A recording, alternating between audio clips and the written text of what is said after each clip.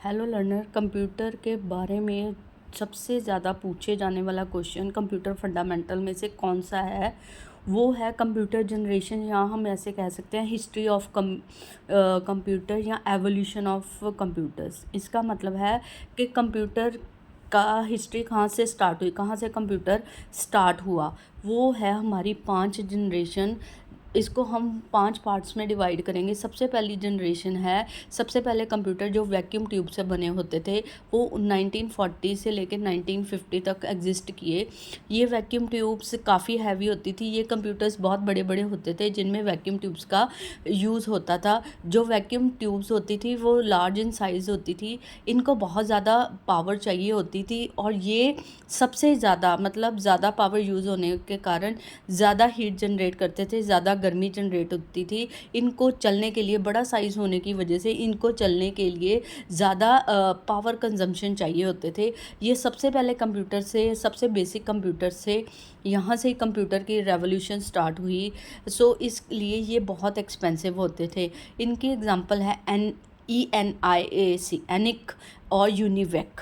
ठीक है, ये सबसे पहले कंप्यूटर थे जिसको हम फर्स्ट जनरेशन में बोलेंगे। सेकंड जनरेशन में हमारे आगे ट्रांजिस्टर, वैक्यूम ट्यूब्स को रिप्लेस कर दिया गया। छोटे छोटे जो हमारे कह सकते हैं ट्रांजिस्टर, छोटे छोटे पार्ट्स जिनको हम ट्रांजिस्टर कहते थे, ये ट्रांजिस्टर वैक्यूम ट्यूब से बहुत स्मॉल इन साइज़ होते थे।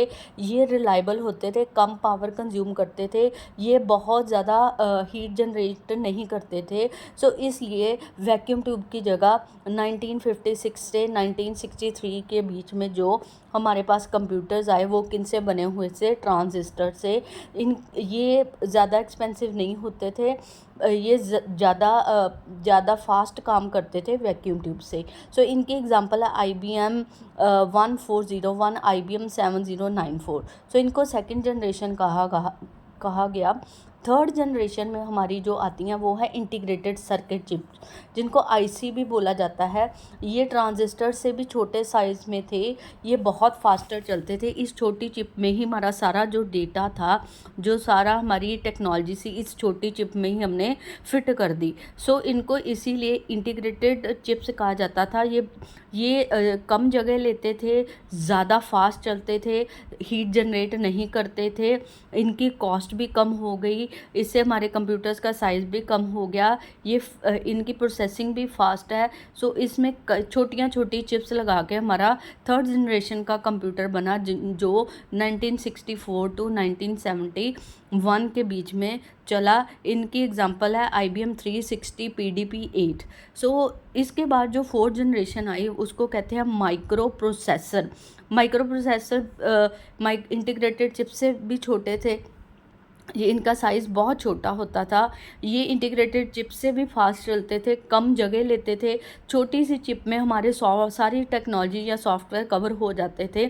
इसलिए इनको फोर्थ जनरेशन कंप्यूटर्स कहा जाता है। 1971 से ये आज तक चल रहे हैं। इनकी एग्जांपल है इंटेल 404, पेंटियम, डेस्कटॉप, लैपटॉप।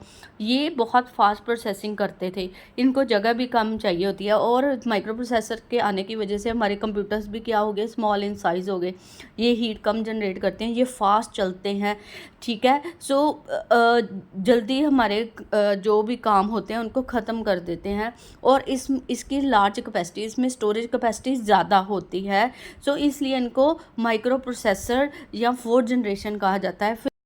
1971 के बाद जो हमारा जनरेशन चल रही है वो है हमारी फिफ्थ जनरेशन, जिसको AI बेस्ड टेक्नोलॉजी वाली जनरेशन कहा जाता है।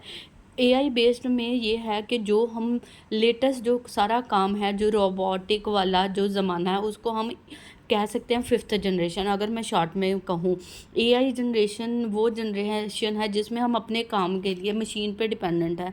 जैसे कि ChatGPT, जेमिनी हम यूज़ कर रहे हैं अपने डेली पर्पस के लिए, उसको कौन सी जनरेशन कहते हैं, फिफ्थ जनरेशन। इसमें काफ़ी काम हो रहा है, इसमें काफ़ी एडवांसमेंट हो रही हैं। फिफ्थ जनरेशन के example Gemini, IoT based devices, self driving cars, AI robots.